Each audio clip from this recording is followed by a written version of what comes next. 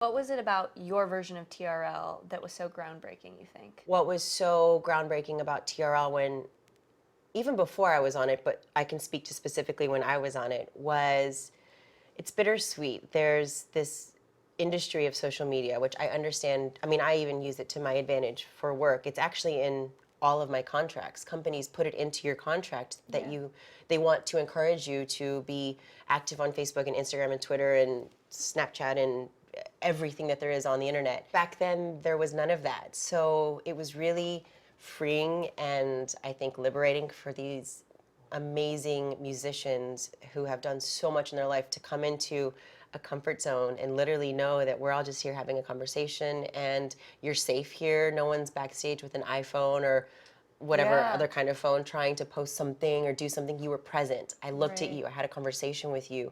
We talked about music. We talked about movies. We talked about life. We talked about likes and dislikes, what we did last night, what we're going to do tomorrow, what's going on. It wasn't this. Yeah, true. It wasn't nervous, like, oh my gosh, are you going to post that? Can I see that? Can I get photo approval? Or what's your hashtag? Or what's your... It was just music and the industry, and I sound like the old lady who's now getting interviewed, like back in the day. But it's so real, and I think that everyone's trying to get back to that, and it's kind of hard for us I don't know. I feel like now we're even going into these like webisodes where it's like 2 minutes, this. It's just, it's more. Everybody wants more. Everybody wants it now. And look, I'm trying to get on that train too. I actually still don't fully understand Facebook.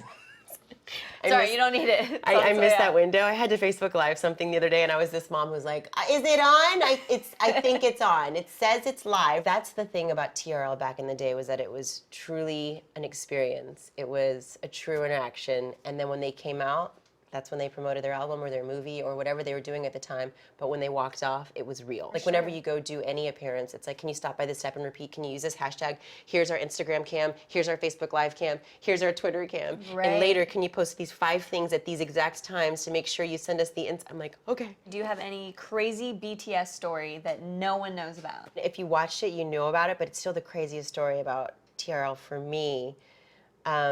Was when Mark Wahlberg was on and this fan attacked him. Oh my gosh. And later security's like, we should have known when she came in with a Chucky doll that we should have red flagged it. I'm like, yeah.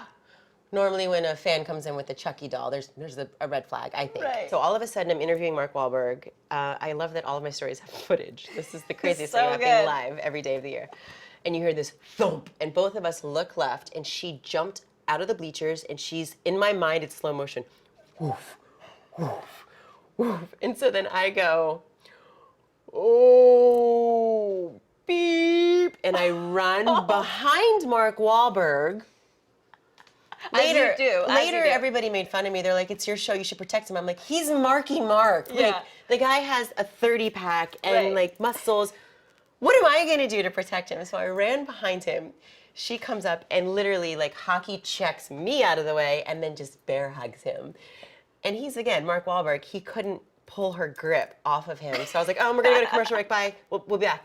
So we cut to commercial, he couldn't get her off, security comes in, it took a couple guys, they all got her off, backstage.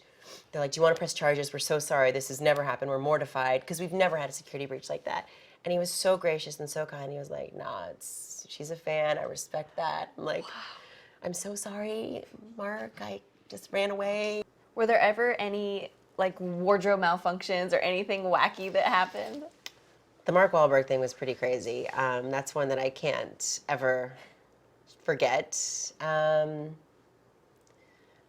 I remember my first day, they put me in like these, I had these jeans that were wide leg bottom, boot cut, and they had paint splatter, and I had a yellow tank on, and a black crop leather jacket. It was the very first day. I had a silver bracelet and silver hoops, and I was just bright-eyed and bushy-tailed interviewing Chingy. And we came off set, and I remember the execs came down, they're like, this is not her look.